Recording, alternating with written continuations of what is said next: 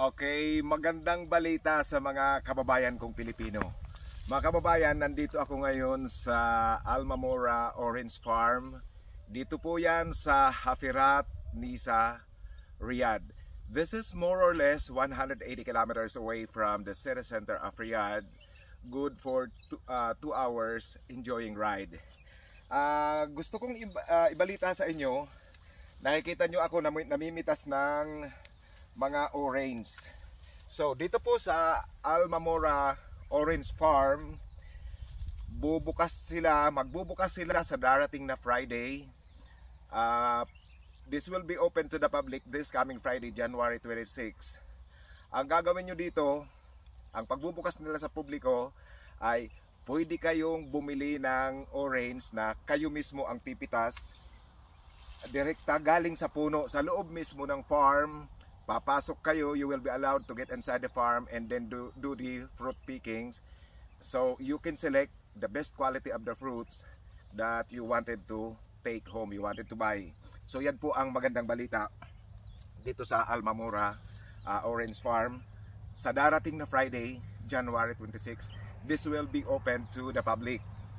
Just like what I am doing here, siguro nakikita nyo namimitas ako. So yan ang inyong gagawin. Maganda po kasi may experience nyo yung paano mamitas ng prutas and how is it like being an orange farmer. So here, ang kagandahan, pwede kang tumikim, titikman mo muna kung matamis. Gaya itong aking pinitas, tikman natin kung matamis. Pero sigurado akong matamis talaga ang andito kasi pumunta na ako rito last year. And then now I'm back again, and I was told by the owner that they will be opening this farm to the public starting January 26, this coming Friday. Ito.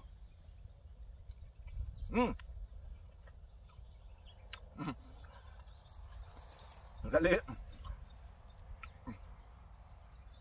Masasamid ako eh. Matamis talaga kasi mga kaibigan. Itong orange na pinipitas ko, ito yung mandarin orange. And then they have plenty of varieties of orange fruits here inside the Almamora Orange Farm. Meron silang Valencia orange, mandarin, tapos yung ano pa yung sinasabi niyang ulandi. Basta iba't iba ang kanilang orange na variety na pwede nyong pagpilian. Liban doon, meron din silang grapefruit. Yung grapefruit, ito yan, yung parang pomelo siya pero maliit kaysa sa pomelo. Pero pag biniyak nyo, pulang-pula po ang nasa loob. So, ito, kain muna ako.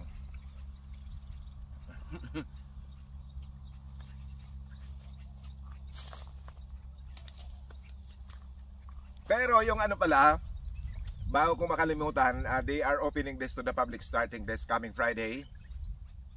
Merong babayaran kayo na 120 reals per person. Pero yung babayaran nyo na yan, parang consumable na rin kasi kasama na yan, dyan yung pamimitas nyo ng orange. Pwede kayong pumitas ng hanggang 3 kilong orange. At ang kagandahan dyan, makakapili ka tulad ko, namimili ako kung alin ang tinitingnan kong magandang quality. Pero lahat magaganda ang quality ng mga orange dito. And mapipili mo talaga yung matamis. At saka sigurado ka na fresh yung orange na iuuwi mo sa bahay. Matamis at saka fresh. And syempre, by experience nyo talaga kung paano talaga mag-farm, paano mamitas ng orange. So 120 reals, all you need to do is to get inside, enter the entrance area, and then pay at the counter, pay the amount of 120 reals, and then bibigyan nila kayo ng plastic para mamitas.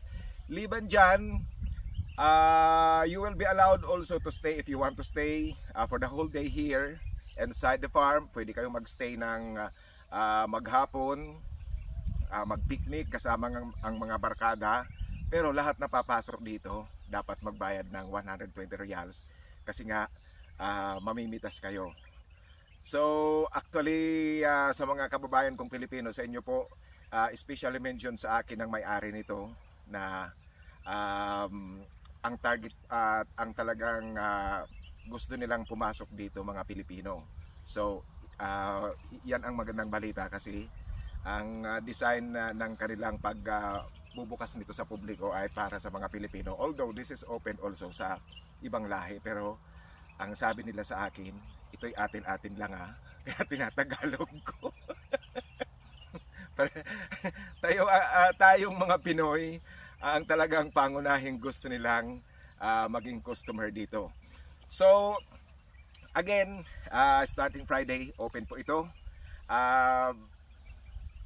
sa lahat ng mga gustong mamitas ng prutas, ang orange. Bukas po ang Almamora Farm. And alam natin na ang orange fruit is a seasonal fruit. So this activity, picking the orange fruit, will last only, I think, early of April, or we have started already harvesting. This is the harvest season for the orange fruits: January, February, March, and April.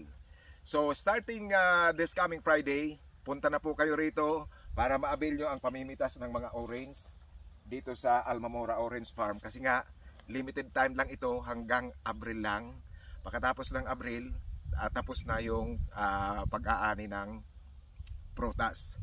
At ano yan, liban dyan, kung gusto nyong manatili dito na maghapon, mag-picnic o kaya overnight camping, this is also open to the public. But the condition is you have to pay the 120 reals to include now the picking of the orange fruits, and of course your stay here. So ano nila, yung 120 na yan parang consumable din lang. Yung papasok ka sa resto na iinom o kung ano to kasama sa package, yun din ang gagamitin mo, yun din ang papakinabangan mo, kasi kakain ka nga at mamimitas ka ng orange fruits dito sa loob ng Almamora Farm.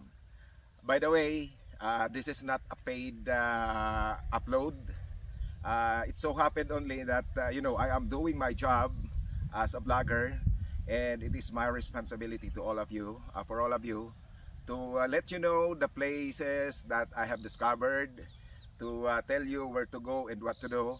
And very timely that this season is the harvest season for the orange fruits.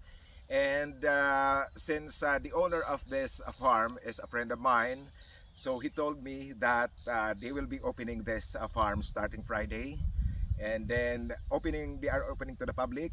Once you get inside, you are free to select, to pick the fruits, select the quality that you wanted to pick, and then bring it home.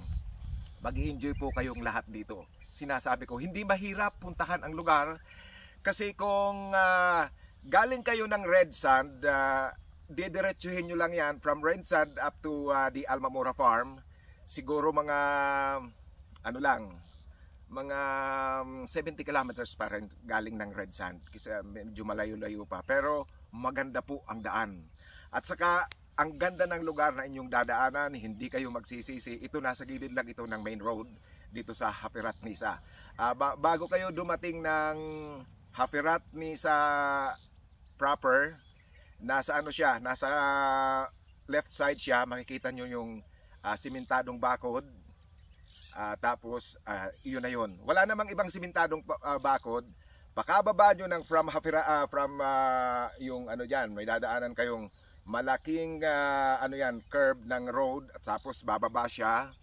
Pakababa nyo, wala naman kayong ibang madadaanang bakod na pader sa semento. Yun na yun, ang Almamora. Ito na yun, yung Almamora Orange Farm. So magmadali po kayo mga kaibigan, kasi ang orange ay seasonal fruit ito.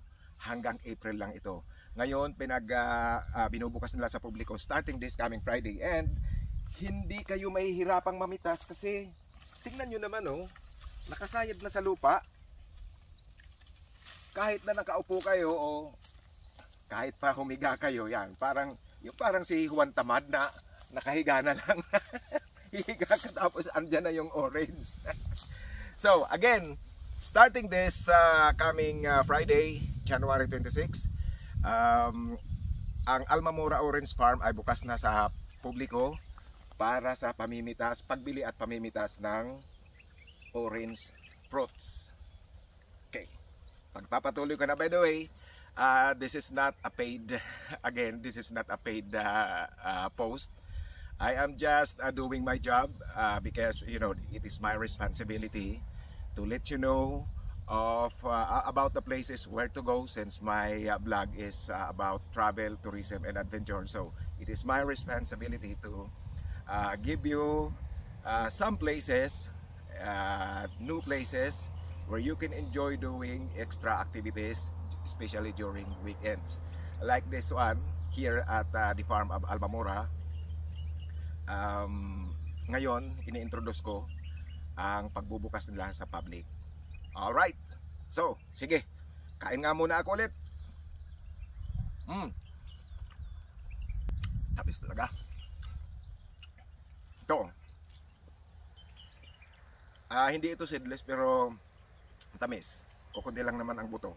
Yan, kita nyo ganito kalaki.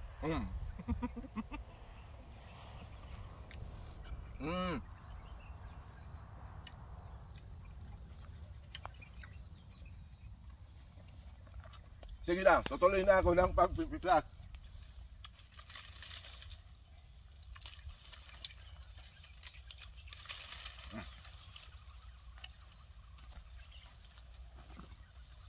Tingnan nyo naman, oh.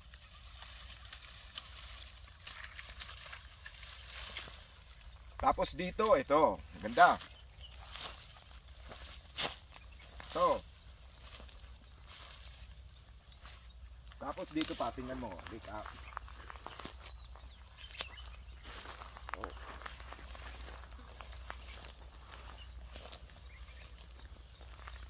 Yan. Okay mga kaibigan, puntahan nyo po ito, hindi kayo magsisisi, mag-i-enjoy kayo at mag-i-enjoy talaga kayo sa pagpunta nyo dito sa Almamora Farm. Almamora Orange Farm, again, this is in Hapirat, Nisa, Riyadh. Ang direksyon ito, galing ng Red Sand, didiretsuhin nyo lang.